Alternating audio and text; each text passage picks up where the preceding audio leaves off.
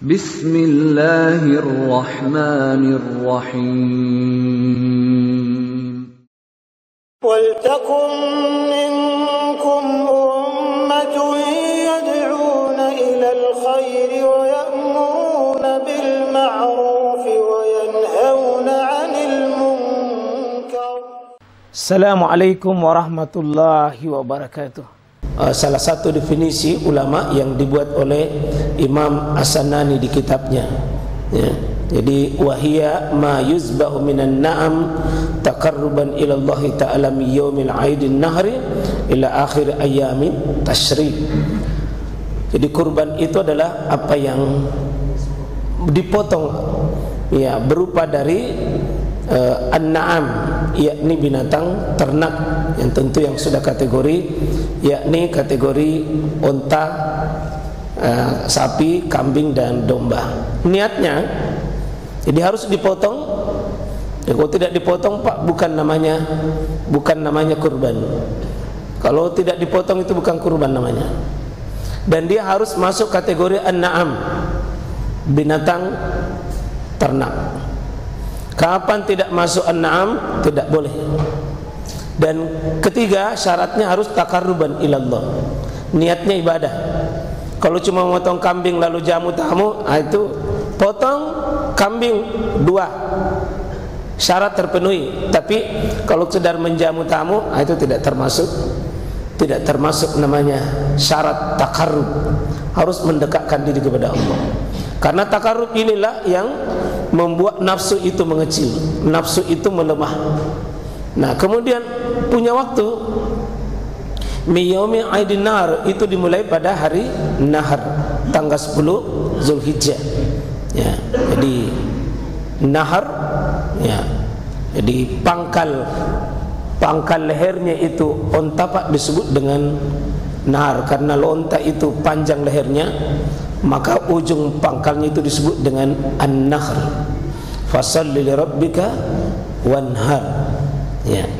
Kemudian ila akhir ayami tasyrik, sampai hari akhir dari tasyrik. Berarti ya tasyrik itu adalah 3, 11, 12, 13, berarti sampai masa waktu menyembelih 13. Nah, ini insyaallah. Kita masuk yang kedua di landasan syar'inya. Landasan syar'i hukum berkurban tentu Quran. Ya, jadi selalu kalau kita mau cari landasan syar'i, Pak, undang-undang hukum yang tertinggi itu adalah Quran, surah Al-Kautsar yang kita sering baca, bahkan sudah langganan kita ini. Ya, kalau salat duhur dan asar, siapa sih yang tidak kenal inna atainakal kautsar? Ya. Kemudian sunnah, antara hadis Anas, ya, banyak hadis di sini, Aisyah, Ibnu, dan banyak sekali hadis tentang. Jadi ada ayatnya, ada hadisnya atau sunnah, dan kemudian yang ketiga ada ijma, kesepakatan ulama. Jadi sempurna sekali. Ada Quran, ada sunnah, ada ijma. Nah, ini kalau landasan syar'i yang disepakati ini kan Quran, sunnah, ijma, Quran, sunnah, ijma, Quran, sunnah, ijma.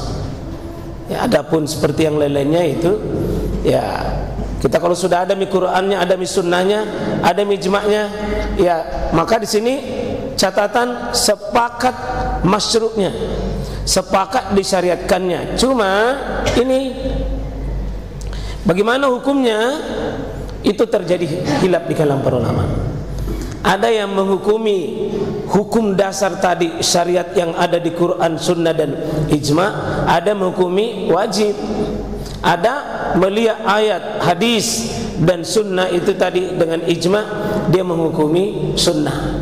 Jadi kalau dikumpul sepakat pada satu sisi masyru' berdasarkan Quran, disyariatkan. Cuma kekuatan syariatnya itu apakah wajib, sunnah, ini ulama yang mengatakan wajib. Jadi Imam Rabi'ah ini seorang tabi'in, Imam Malik dalam satu riwayat, ya, Imam Ats-Tsauri, ya, Imam Al-Auza'i, Imam Al-Lais, semua ini di kalangan tabi'in. Abu Hanifah ini tabi'in, Syekh Islam Ibnu Taimiyah, Syekh Ibnu Utsaimin, ini semua mengatakan wajib berkurban. Ya.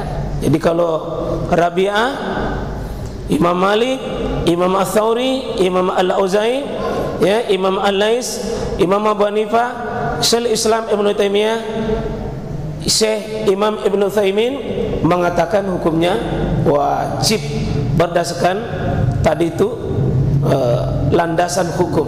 Di mana dalilnya? Beliau pakai ini fasolli li rabbika wanhar. Beliau memahami di sini fasolli, maka salatlah. Ya, ini kalau Bapak belajar bahasa Arab, fasolli kan fi'il amar. Fasol, ya, karena ditasdidkan fasolli, maka hukumnya fi'il amr, diperintah. Asli dari fi'il amr itu adalah wal ujub, perintah. Ya. Wanhar, dan berkurbanlah ini juga nampak aslinya ini.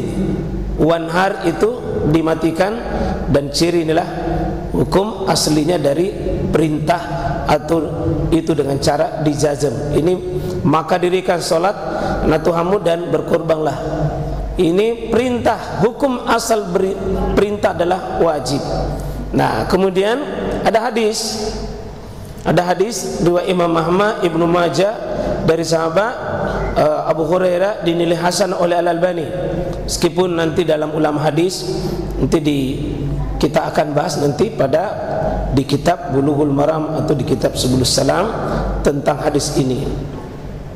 An Abi Hurairah anna Rasulullah sallallahu alaihi wasallam qala man kana lahu sa'ah, siapa memiliki kemampuan untuk sa'ah, bisa di sini kemampuan, kelonggaran, keluasan, ya, artinya memiliki kemampuan, kelonggaran berkurban. Walam yudahi, kalau dia tidak berkurban, maka ancamannya fala yakrabanna musallana, maka jangan sekali-sekali dia mendekat musallana, di tempat salat kami. Musallana ini Pak, bukan musalla yang Bapak bayangkan itu tempat salat di rumah kita atau tempat salat kecil. Justru tempat salat yang paling luas di masa Nabi itu namanya musalla. Nah, ini namanya sebuah kata penyempitan makna. Dulu tempat salat paling luas itu namanya musalla. Sekarang tempat salat yang paling kecil namanya musalla. Ya, terbalik. Ya, jadi kadang-kadang itu Pak, bahasa jangan diterjemahkan dengan terjemahan kondisi kekinian. Ini musallana dulu tempat salat lapangan bersama Nabi. Selain masjid dulu di masa Nabi disebut tempat salat itu cuma dua, musalla dan masjid. Lapangan itu disebut musallana. Ya. Adapun masjid. Jadi kalau lapangan tempat salat Idul Fitri, Idul Adha itu Pak, bukan masjid. Karena bukan kebiasaannya Nabi itu salat di Idul Fitri, Idul Adha di masjid.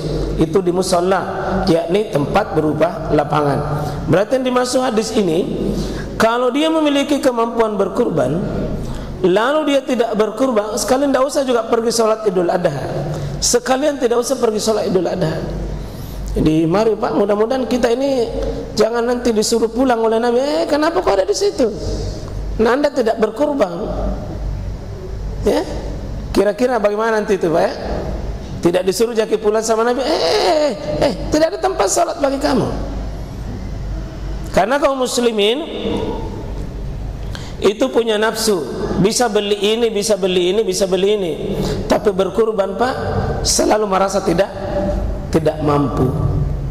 Nah, ini kemarin yang kami jelaskan di Masjid Rabiatul Adawiyah, itu bedanya poligami dengan berkurban beda. Kalau poligami, kurban apa bedanya Pak? Kalau poligami selalu mau meskipun tidak mampu. Kalau kurban mampu tapi merasa tidak mau. Sudah jelas bedanya? Sudah jelas ya? Banyak orang selalu mau poligami, tidak ada kemampuannya tapi kemauannya besar. Berkurban kemampuannya ada tapi kemauannya sedikit. Sebenarnya kita bisa berkurban, cuma kemauan sedikit. Nah, maka Nabi di sini ya, man kana lahu sa'ah, saya memiliki kemampuan, dan Allah tahu Pak sa'ah kita itu. Allah tahu siapa memiliki kemampuan. Allah tahu siapa di antara kita memiliki kemampuan. Ya. Ya, alhamdulillah diskusi Selasa yang lalu di kampus UNAS, ya syukur karena semakin jelas dan terang ini hadis kita bahas bahwa ukuran kemampuan itu, kalau mampu 1 ekor jangan masuk di berkongsi. Ada orang itu mampu 1 ekor pergi berkongsi, berarti apakah sudah gugur kewajibannya berkurban? Ya, ulama mengatakan belum, karena dia masuk pada kategori mampu, tapi sebenarnya dia tidak. Nah, kan ada sedikit nafsunya ikut. Insya Allah mudah-mudahan kita semua Pak memiliki kemampuan